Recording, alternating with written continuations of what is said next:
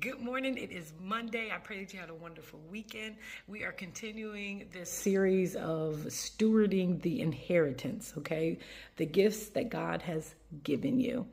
They're a blessing, and they are to help us continue to serve one another. It's not just a profit for ourselves, okay? So today's is the gift of wisdom.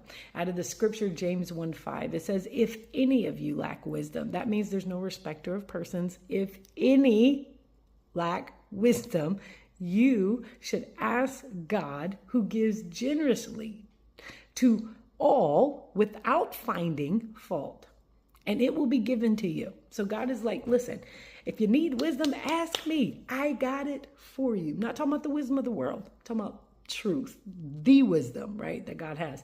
So wisdom is a gift, okay? It's not intelligence. It's not knowledge. I know we have a lot of information. We got a lot of knowledge coming to us, but that is not wisdom, right? Wisdom is the ability to apply God's truth, right, to life's decisions. So everything that we hear, everything that we know, when we apply it to our life, that is wisdom. Wisdom directs us, right, to walk in God's will.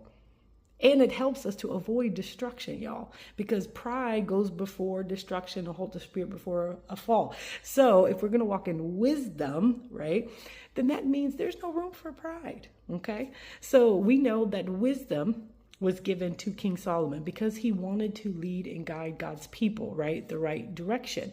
Well, he prayed and God gave him wisdom. And with wisdom, it brought prosperity, it brought honor. But we also know later on, Solomon misused that wisdom by letting his heart be turned, right? The many wives that he married, they had idols, they had gods that were attached to their heart. And because of that, he opened that door, right, for the enemy to come in and turn his heart. So how do we abuse and neglect the gift of wisdom? By ignoring God's wisdom.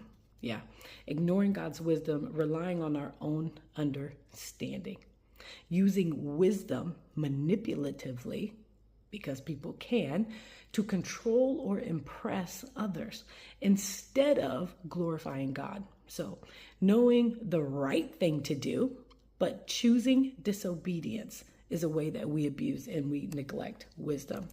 Now, how do we steward the gift of wisdom, right? We stay humble.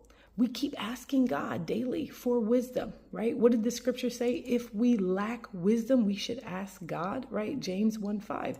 We got to ask, but we have to be humble. We got to apply the wisdom every day in all our decisions, right? Not just today, but every day. And not just spiritual matters, y'all. Every